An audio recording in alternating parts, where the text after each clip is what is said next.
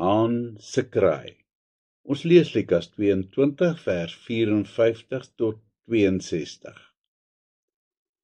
Petrus voel baie skuldig dat hy hom so lafhartig gedra het. Toe hy die oormag sien in sy meester wat in boeye rondgestamp word, het iets in hom gebreek. Hy het bitter bang geword en gevlug. Die woedende skare wou hom en sy maats ook bykom. Maar dan onthou hy skielik van sy brawe stelling vroeër die aand, dat hy by Jesus sou staan deur dik en dun, al kos dit hom ook sy lewe. Dan neem Petrus die besluit: ek sal by my meester staan. Ek sal hom gaan ondersteun, waar hulle hom ook al nou heen vat. Haastig draai Petrus om en stap doelgerig in die rigting van waar die soldate verdwyn het. Dis ook nie lank nie voordat hy die optog opmerk wat op pad is na die luukse huis van die hoëpriester. Ongemerk sluit hy hom aan by die agterhoede van die skreeuende skare. Die meeste van hulle keer huiswaarts wanneer hulle Jesus in die binnehof van die huis invat. Petrus trek die doek laag oor sy oë. Hier moet hulle my nie nou herken nie, dink hy. Hy gaan staan op 'n afstand waar dit donker is. Die nagliggie is ysig en die manne het 'n vuur aan mekaar geslaan om die koue te verdryf in die middel van die binnehof. Eenkant staan 'n groepie tempelwagte met Jesus in die middel van die kring. Kort kan Petrus hoor hoe hulle vulgêr lag. Hulle spot met sy meester. Petrus krimp in mekaar as hy sien hoe dat een van die wagte sy meester met die vuis in die gesig slaan. Jesus is geblinddoek. Toe, hoor hy die wag skree. Toe, probeer vir ons wys wie jou geslaan het. Jy is mos 'n profeet, is jy nie? Weereens lag die manne bulderend. Petrus voel sy bene pyn van die koue. Hy sluip nader en gaan sit ongemerk by die vuur. 'n Jong diensmeisie se oë draai 'n paar keer in sy rigting. Kyk hom stip aan en Petrus voel baie ongemaklik. Hy trek die doek nog laer oor sy gesig. Hy sien die meisie fluister iets vir die persoon langs haar.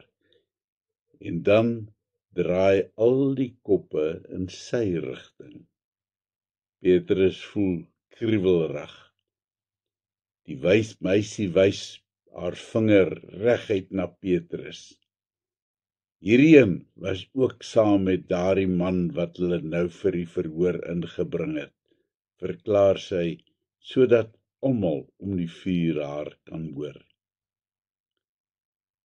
Petrus wens dat die aarde hom moet insluk. Nou is hy diep in die moeilikheid. Nee, juffrou, jy maak 'n fout. Ek ken hom nie eers nie. Petrus wil opspring en weghardloop, maar as hy dit nou doen, gaan hulle mos weet dat hy skuldig is. Daarom bly hy sit. Iemand klap vir Petrus op die rug. Hey, jy's mos een van die ouens wat saam met die profeet loop. Jy's een van sy disippels. Man, ek is nie, sê Petrus vererg. Kan die mense hom dan nie uitlos nie? Daar in die ander kantste hoek van die binnehof sien Petrus steeds hoe die manne vir Jesus rondstamp en kort klink die bulderende gelag op as hulle hom spot. Hy wens so dat hy iets kan doen om die meester te help, maar hy voel so magteloos. Hy dink mos hy's 'n god, hoor hy iemand dit uitskreeu. Maar wat nou? Nou is hy magteloos om homself te kan red. En weer eens lag die groep vol ger. Petrus voel siek. Omtrent 'n uur later kom een van die tempelwagte sy hande warm maak by die vuur.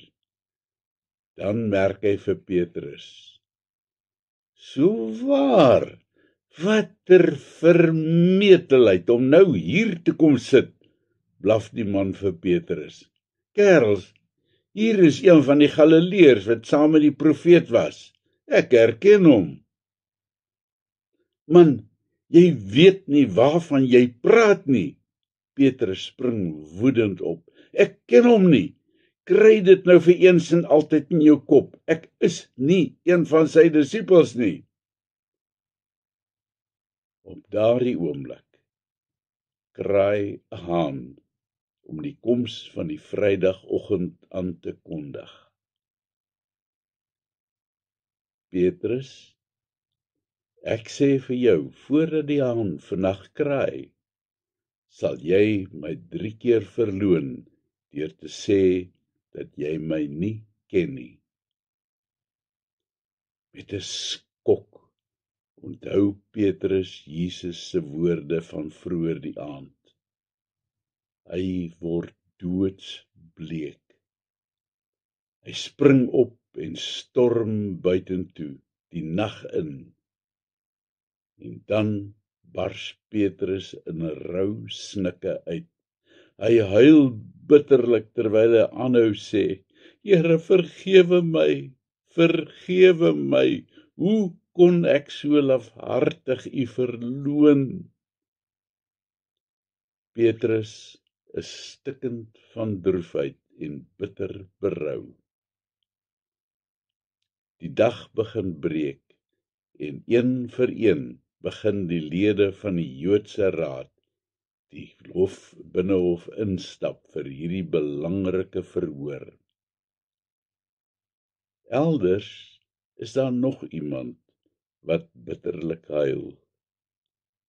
Judas het besef dat hy 'n baie groot fout gemaak het.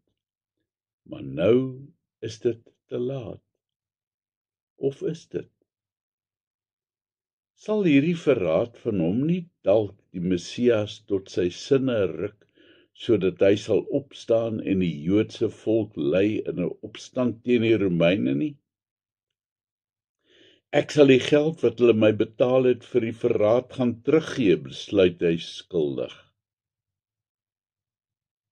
Kom ons bid.